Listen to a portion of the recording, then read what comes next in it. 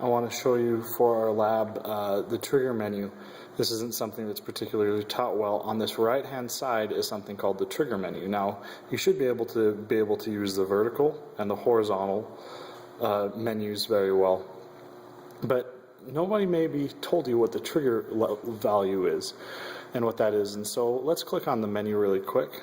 And what the trigger does is it looks for a repeated waveform and locks it into the screen. And so what it's doing is we have to tell it where that waveform is. And if you look, this is the trigger level, and you can see that I'm moving it up there and down.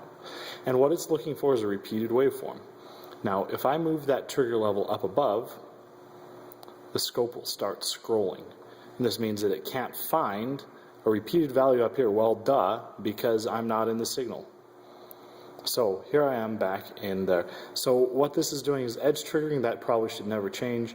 I'm in channel 1, but I can change that to channel 2. Let's do that really quick. Once I switch to channel 2, it's going to start scrolling again. And where's my level? My level is up above, and nothing, because there's no real signal on channel 2. Okay, so I'm going to go back to my menu. I'm going to switch that back to channel 1, and everything goes back to normal. It does it on the slope. I'm not too worried about whether you use slope, the upslope or the downslope, or both. And then there's an auto sweep. The only thing that we really care about for this one is channel 1 versus channel 2, because that's what keeps our trigger value. Sometimes you want to trigger on channel 1, and sometimes you want to trigger on channel 2. It depends on which one is a more clean waveform.